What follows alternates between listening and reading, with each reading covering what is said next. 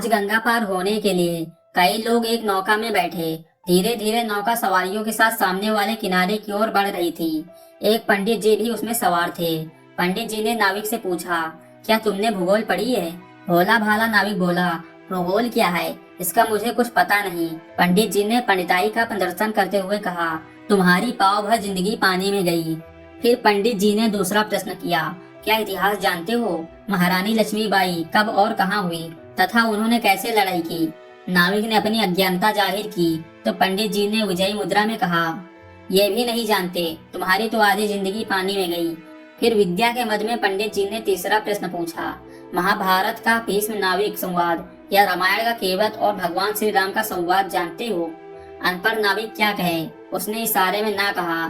तब पंडित जी मुस्कुराते हुए बोले, तुम्हारी तो पौनी जिंदगी पानी में गई। तभी अचानक गंगा में प्रवाह तीव्र होने लगा।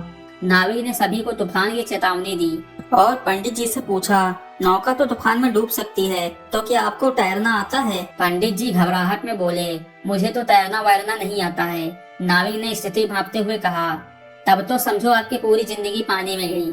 उस देर में नौका पलट गई और पंडित जी बह गए। मित्रों, विद्या वाद विवाद के लिए नहीं है और ना ही दूसरों को नीचा दिखाने के लिए है, लेकिन कभी कभी ज्ञान के अभिमान में कुछ लोग इस बात को भूल जाते हैं और दूसरों का अपमान कर बैठते हैं। याद रखिए, शास्त्रों के ज्ञान समस्याओं के समाधान में प्रयोग होना चाहिए, शस्त्र बनाकर हिंसा के लिए नहीं।